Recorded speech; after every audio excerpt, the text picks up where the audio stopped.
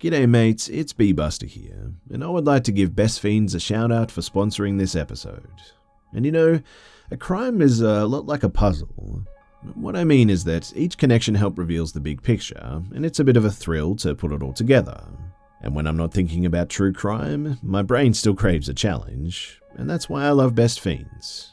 But recently too, I introduced a friend of mine to the game, and it's been a lot of fun competing over who was in the lead while social distancing. And I've really enjoyed some of the daily quests as of late, especially the wanted quests where you go out and try to locate certain bosses to get tons of rewards. And honestly, Best Fiends is a great little game that features an array of puzzles with an engaging story, and is just a really good piece of entertainment for casual gameplay. I'm still playing it on my phone at night too when I can't sleep, and I've really enjoyed the fact that I don't have to invest huge amounts of time into the game to see progress and to have some fun. I've also really enjoyed the complexity in the levels as the challenge has ramped up a bit, and one of the better aspects of the game, in my opinion at least, are the boss levels where you have to really strategize for the win. One of the strategies that I found really helpful is combining explosives to knock out huge amounts of hit points. One other thing too that I only recently discovered was that you don't actually need to worry about Wi-Fi access or using cell data to play, which I think is pretty sweet. Best Fiends has thousands of levels already, with new levels, events, and characters added every month. It's hours of fun right at your fingertips, and, like I said, you can even play offline. With over 100 million downloads and tons of 5-star reviews, Best Fiends is a must-play.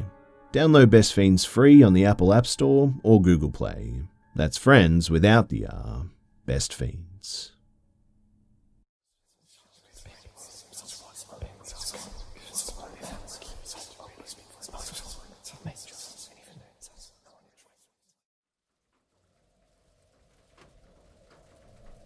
When I was about 8 years old, my parents were going through a divorce at the time, and me and my older sister used to spend a lot of time in our grandparents' house. It's a sort of long ranch-style home on a corner in a very nice neighborhood that's a 10-minute walk from a gas station, grocery store, and a few fast food restaurants. The streets are long and lined with well-manicured houses cradled by big, scenic California Valley hills just all around. We were never very wealthy, though, but my grandpa bought it as a sort of fixer-upper many years ago, and the property value has skyrocketed since then. As you can imagine, it's a very safe spot, and although there weren't many other kids in the neighborhood, it wasn't uncommon to see neighbors walking their dogs or pushing a stroller down the sidewalk outside of our house. And although my mum was especially protective all our lives, this particular neighborhood was densely populated, and my family knew just about everyone who lived there. She grew up in that neighborhood herself, in fact, so she was understandably trusting. She would, once in a while, let me and my sister walk to the Rotten Robbie gas station on the other end of the block to grab a snack or something to eat. I would usually get a ring pop, and my sister would grab like 3 Musketeers before we made our way back home. Now, my sister was about 11 at the time, and this small amount of freedom was a really big deal to us. And there was just nothing compared to walking down that street all by ourselves in the summertime, laughing and joking around, a couple of dollar bills in our pockets, and I just felt like I owned the world. The one oddity I ever noticed around the neighborhood was a small camper parked on the side of the road opposite to the gas station, right along the back side of the fence of another house. It sat there in the shade like a permanent fixture, all the windows constantly covered by opaque beige curtains. I can't explain why, but it always just gave me this deep sense of foreboding when I passed it. I was almost positive somebody was living inside of it because, at times, I would hear the air conditioning running as it just sort of sat there stagnant at that same spot. But the hairs on the back of my neck would always stand on end as I passed it, particularly as I passed the camper door, and I'd always keep an eye on it for the fear that one day it'd swing open just as I came to pass by. I think what bothered me the most was a drawing taped to the door from the inside. It was an extremely messy, a sketch of odd lines in a brown-colored pencil that was frustratingly indiscernible. I could see the outline of something, a vague shape, but could never make out what it was intended to be. I never had the nerves to stop and stare long enough to really investigate, but each time I walked by, I would just sort of steal a glance. Now, a year prior to the incident I'm about to describe, I was walking with my mum past the camper in the shade. We had just gone to the park nearby and unfortunately had to pass the camper before we could cross the street and continue walking. I didn't want to seem afraid, so I kept on walking right behind her and didn't object when she walked past it. But this time, though, I felt a little bit more brave. I was frustrated not being able to decipher what the drawing was for so long. While my mum was feet away, I stopped in front of the camper door and I took a moment to really look at the drawing. Upon closer inspection, the paper was filthy. I remember doing a project in elementary school where we soaked printer paper in black coffee to make it look aged, and that's what this reminded me of. My mum walked on without noticing that I'd stopped following her, but my eyes stayed fixed on the indistinct mass of dirt-caked scribbles until I could make out what looked like to be a tiny sort of malformed face. And at that, my stomach turned. I immediately felt cold and disgusted as my eyes trailed over to the rest of the image.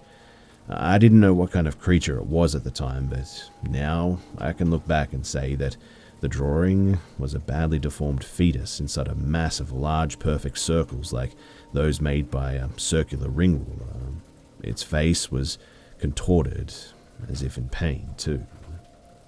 It was so graphically disturbing and seemed to portray this odd sense of suffering that stuck with me for days. As a child, I didn't know how to process that, and the mental image still makes me sick to think about it. I've never seen anything like it before or since then, but adrenaline flooded my body and my chest hurt with fear. I selfishly thought of my glorious little trips for ring pops, though, and said absolutely nothing as I followed behind my mum. This was, in retrospect, a classically terrible idea, too. It's one of those things that you scream at main characters in movies for. Ever since then, my ill feelings toward the camper had been elevated by the drawing on the door, but I even thought about it every time that we drove by, and about a month later, my mum once again graced us with several bucks and permission to walk down to Rotten Robbie and grab our respective snacks. I thought about telling my sister about what I'd seen on the way there, but she was older and braver, and I was terrified that she might make me cross the street with her to check it out. It was a bright sunny day, and I told myself with a false sense of certainty that nothing was going to happen. If I didn't acknowledge it, then maybe it would just go away. We walked past the camper, and it was thankfully uneventful. On the walk back, I was feeling more comfortable and was focused on fighting open my candy wrapper while my sister walked alongside of me. We passed the camper a second time, but I didn't give it half as much thought as the first time. I also don't really remember what we were talking about, but I do recall being interrupted mid-sentence as my sister softly yet firmly said my name. There was a distinct fear in her voice that immediately set me on edge too, like a bucket of ice water. All my senses heightened, and I became aware of everything, including the sound of haphazard footsteps about 10 feet behind us. It was accompanied by a heavy rustling sound like a heavy backpack, and nervously I half turned my head to take a look. A man with a long unkempt beard and wearing many layers of ragged clothing stood behind us, eyes unmistakably burning into our backs as he walked. His movements weren't normal, though. It was a drunken shuffle, like each of his feet were unimaginably heavy and needed to be moved one grand effort at a time. His shoulders were skewed, head tilted downward with a strange arc of his neck. I could hear his shoes scraping the gravel with every step, but rather than seeming genuinely intoxicated, it was almost as if he was intentionally meandering our direction like a zombie with the direct effort to frighten us. Behind him, I saw the camper door was wide open for the first time in all the years that we'd spent living there and realized that this was the man who had been living inside of it. He's following us, I choked out, my eyes filling with tears now. My mind was spinning as I stared straight ahead again, the wide street and sidewalks abnormally empty all around. My sister grabbed my hand. She squeezed it hard enough to hurt without looking my way, speaking carefully under her breath. "On the count of 3, we race home, okay?" she told me in a very serious tone of voice. I couldn't reply through the growing lump in my throat, though, but every single cell in my body understood that we had to put some distance between us and this man as quickly as we could. She began to count steadily while we walked faster, and the most terrifying part is that he started running before we even had a chance to.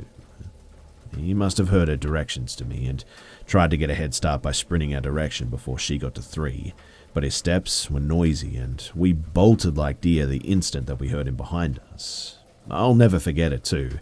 The chase felt exactly like you imagine in your nightmares, the fear that your pursuer is inches away from grabbing your arm or a fistful of hair.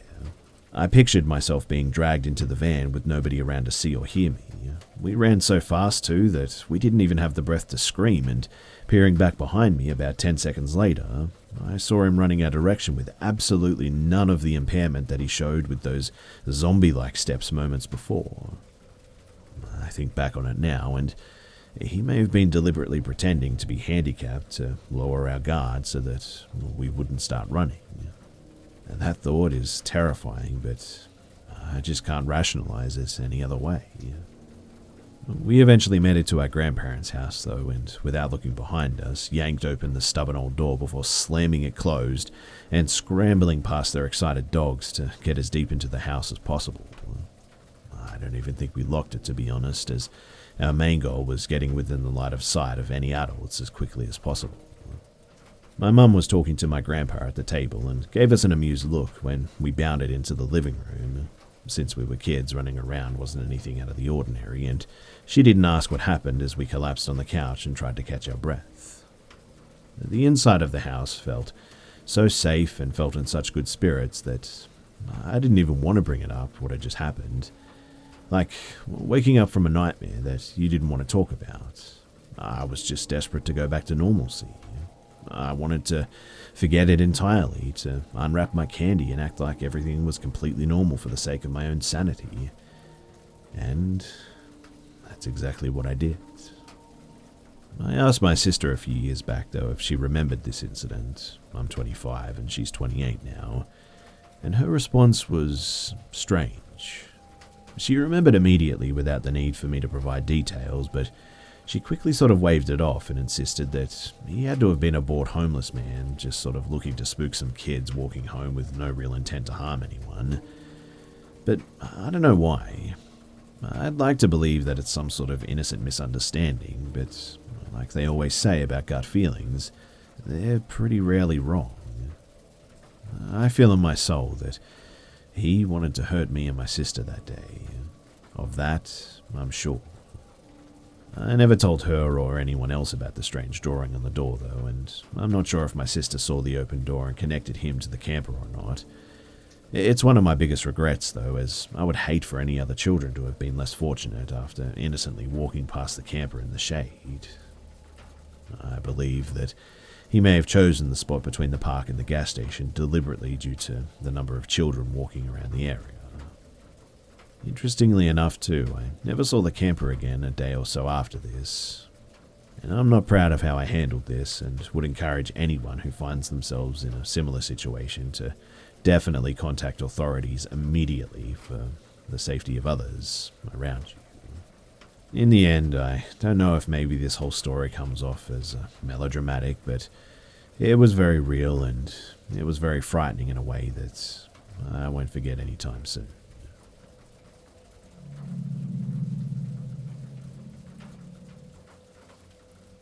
If anyone has ever driven in Alabama, then you know that it can be a very creepy state to drive through.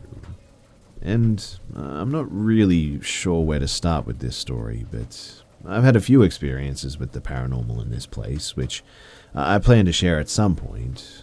But this is my only cryptid experience. I'm really not sure what we witnessed too, but we got a good look at whatever it was in broad daylight. And the sighting happened just before noon. So my girlfriend and I had some time off work, so we decided on a much-needed getaway for a long weekend. This was early 2019, late January or February, so it was pretty darn cold at the time. That being said, the southern US, it doesn't get that cold, right? But this was one of those rare days when it was like 30 or 40 degrees Fahrenheit range. We were on a highway in a sort of swampy area. I have no idea the exact location, but I can say that it was southern Alabama and close to Mississippi. There were lots of bridges, I remember, and I wish we could have gotten pics, but the car was moving around 60 miles per hour when it happened. So we're just driving along, and all of a sudden my girlfriend cries out for me to look, and I turn my head to glimpse a grotesque-looking creature. This thing was hunched down on all fours, possibly eating something, maybe? This all happened so quickly that it's hard to tell, but I slowed down to get a better look at it, when all of a sudden this thing stands on two legs and has what looks like a humanoid figure, all except the head. The head was goat-like, but it had the body of a man. There were horns, and overall the head area resembled a light-coloured goat. But the creature started back towards the woods, and we just booked it. And we continued with our trip, but we just couldn't stop talking about what we had just witnessed. Like I said, I can't be 100% sure of what we actually saw. It all happened so quickly. But my girlfriend swears that it was a man with a goat head, and I'm certain that I saw the same thing. If anyone has any insight into any sort of cryptids of this type or a similar sighting, then I would love to hear it. Stay safe out there, guys, because who knows what's in the woods.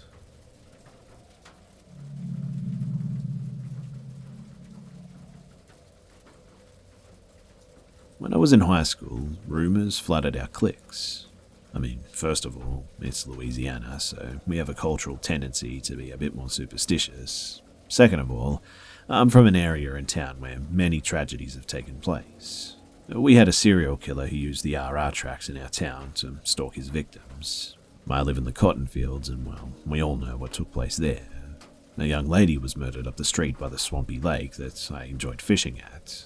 I'm youngish and a female, by the way, so I kind of kept an eye out, but I never saw anything until this. So I grew up with guys, as there were very few females in our area, and my friend, Kyle, and I were going down a very secluded highway. But we had a strange feeling because this particular highway had a bit of a past. It ran parallel to the tracks used by said serial killer, Rafael Ramirez. Many people use this stretch of road to race. We're completely isolated. It's dark, a bit spooky, and on a stretch that leads to nowhere really. It had a history, though, of bad road conditions and tragic accidents as well. Kyle and I had a weird feeling that night, and there was nothing to see for miles, just a two-lane highway in the boonies. We're jamming out and going along, really not trying to focus on this strange feeling, when a car approaches, and it's almost as if it was in slow motion. The dome light was on, so we were curious. I mean, why is someone driving down this road at this time of night with their dome light on? Strange. But I have a look and, when the car gets close and is about to pass us going the opposite way, we realize that it's a classic. 1970s, I think a Nova. It surely wasn't from our day and age. And this piqued our interest even more, as we were really into cars. As the car passed, the female in the passenger side was leaning towards the male driver. She was smiling, and I actually commented about how cute that was. They looked like they were really enjoying themselves, maybe flirting, and when I went to look back, there was just nothing. No taillights, no car, no people. There was nowhere to turn. It was just a straight highway, but they had just vanished. It happened just so quickly, and my friend and I said nothing for quite some time, after my initial reaction, that is. But then we started talking, and there have been quite a few fatal wrecks on that stretch of road. I say to him, "Did you notice her hairstyle? Because it looked way outdated." I don't really know what to make of this. I don't want to admit that we saw a couple who maybe passed away following a crash in the 70s, but it seems like that's what the hell happened. I've done my research too, and I can't find a thing about anything specific. At least, no details on the car or a young couple. All I have is hearsay from locals, and I will say this though, they were smiling, so I guess I can take some comfort in that.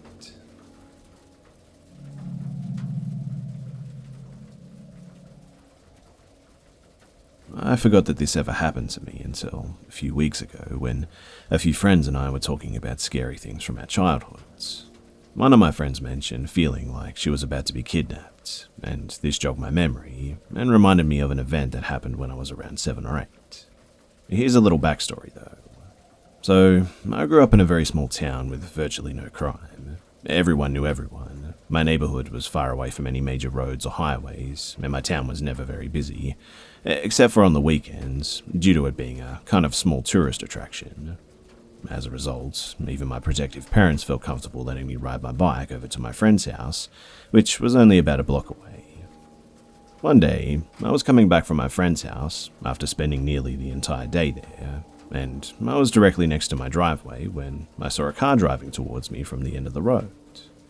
I noticed that it was on the wrong side of the street, and as a result, I stopped my bike and I stood with it, unsure of what to do. I mean, I didn't want to get hit, but I also didn't think that I had enough time to get onto my driveway, so I just stopped. Then, the car stopped directly next to me, and a flustered-looking woman got out.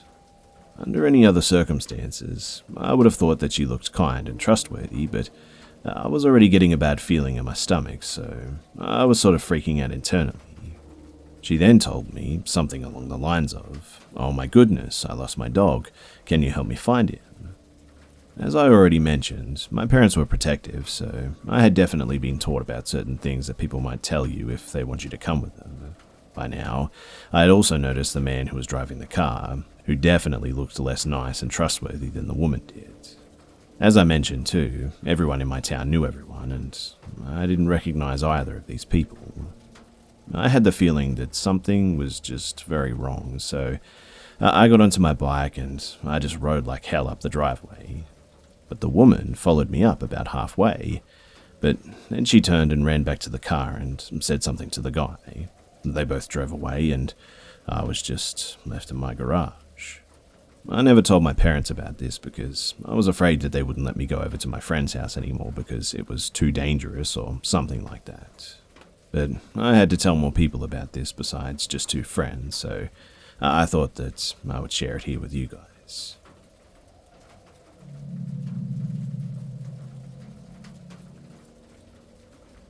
This happened in the year 2000. I was 21, living with my best friend in a 2-bedroom apartment in a pretty rundown area. Fortunately, there was no crime, as it was all 2 broke kids just getting started could afford. I spent my days juggling classes at the local community college and just working retail. I was single at the time and would often spend my time online all night just on chat rooms and Usenet. I had met this girl too in a local area chat room and we'd been hitting it off, or so it seemed. I'd email her and we'd chat on ICQ. She had sent me a few pictures and I was really into her. She was pretty with a thick curvy body, which was pretty much my type. Her name was Beth, and she had told me Beth by Kiss was her favorite song. So, this one rainy night in February, we were talking and she had asked me to come over. She lived a few towns over, maybe an hour away. Like I said earlier, we were hitting it off and honestly, I found myself liking Beth a lot. And so, I jumped at the chance to actually meet her in person. We made plans for me to pick her up and go to the Waffle House. I showered and got dressed, nothing too fancy. One of those long-sleeve shirts with the stripe across the chest, jeans, hoodie. I didn't want to overdo it, but still looked decent. By the time that I left, it was almost 11, and my roommate was asleep in his room. I headed out, excited and kind of nervous. In hindsight, though, I really should have just stayed home. It took a lot longer to get there than I thought it would, probably thanks to the rain, but sure enough, her directions took me right to her place. It was a double-wide trailer in a rural area trailer park. I walked up the stairs of the front porch and I knocked on the door. I've always been pretty shy when talking to girls that I liked, and I was still nervous when she opened the door. The door opened just a little, and a little voice told me to come in. I walked in, apologizing for taking so long in a little bit of a nervous daze. She said that it was okay and to have a seat, so I sat on the couch, and then, for the first time as I looked up and at her, I noticed that was not Beth. This much older woman, maybe in her 40s, wearing only a bathrobe, sat down across from me. Now, I don't want to body shame, but I need to point out that she was huge. I'm a big guy, over 6 foot with a big hoss-type body, and she was much bigger than me. I'm a big guy, over 6 foot with a big hoss-type body, and she was much bigger than me. I glanced around trying to figure out what was going on. I saw pictures of the Beth that I knew on the wall, the same pictures that I'd seen during ICQ. And, hey, who's that guy in the pictures with this older woman? I looked back at her and instantly noticed that she was staring at the clock nervously. I asked what was going on, and she started mumbling nervously. Actually, imagine a child telling you what they'd done when in trouble. That's how she was talking, like a child caught red-handed. I pieced together that she used the other pictures of a girl around my age. I'm assuming the girl was a niece or something. And in her mumbling, she said that it was later than she realized and he'd be home soon. My mind instantly raced to a friend telling me that his uncle caught his wife using pictures of their daughter to lure younger guys over for anonymous sex.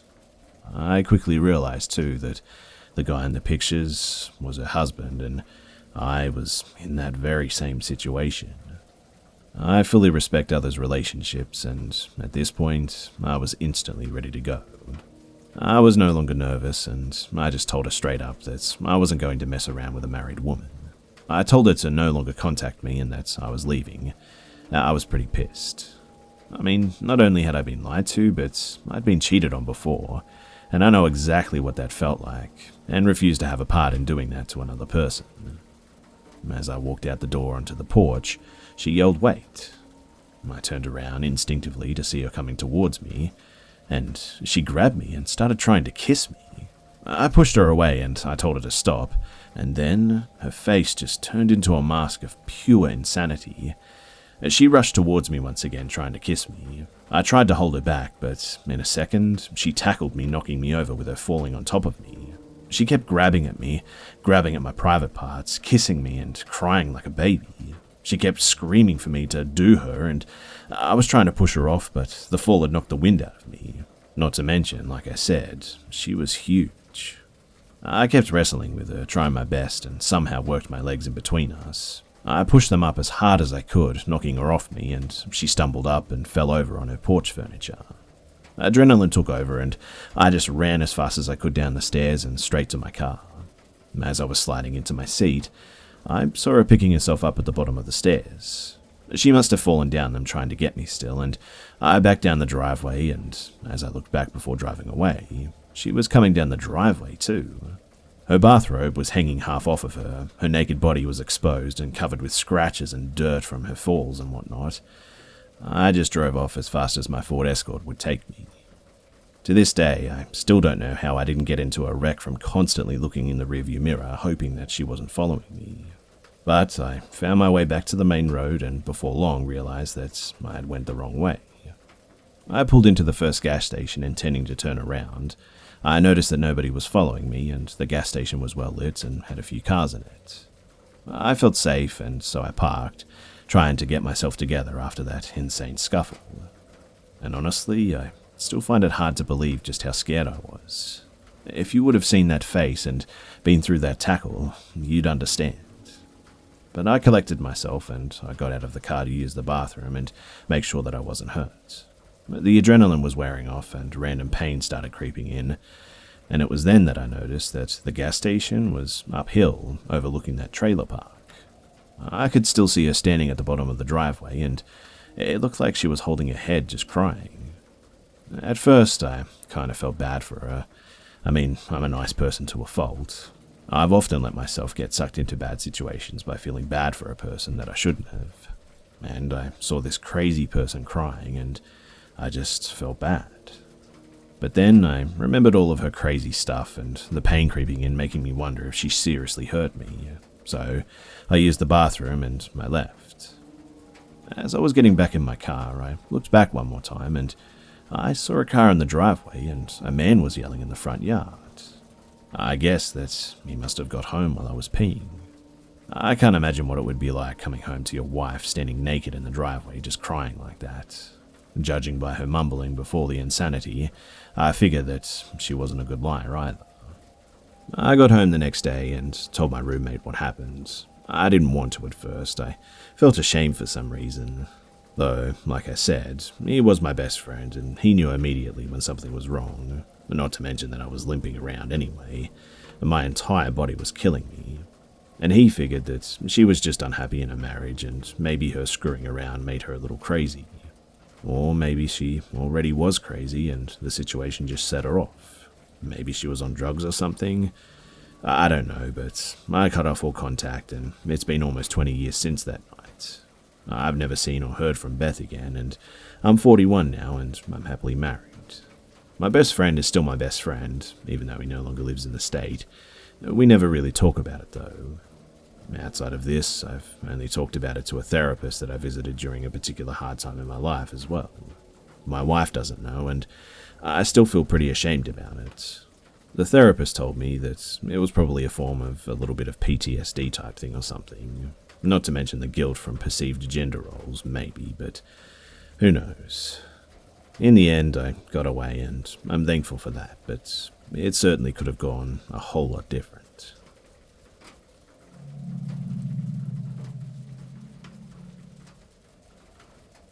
So I grew up in the countryside in Germany, and my parents bought this super beautiful old farm and created their own space there.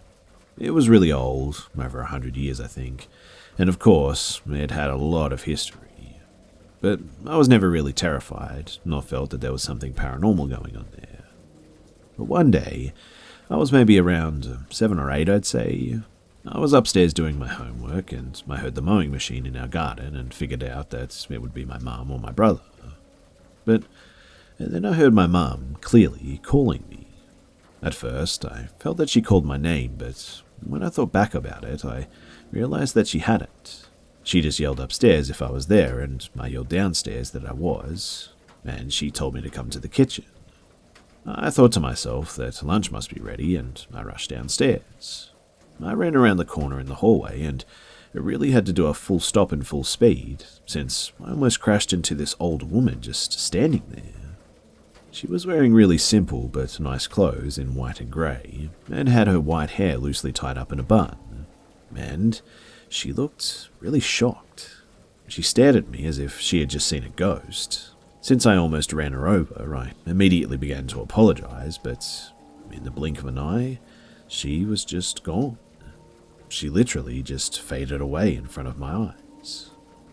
That was a little too much for me to take, obviously, so I started to scream my lungs out for my mum, but she just didn't answer.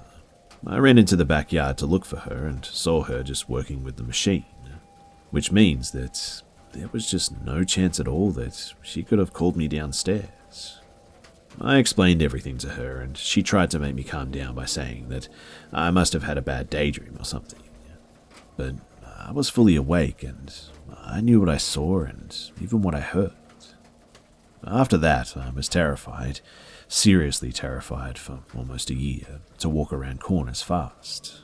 I would always try to walk extremely loud while doing that, or coughing right before, so for the case that someone was standing on the other side, they would have enough time to just fade away.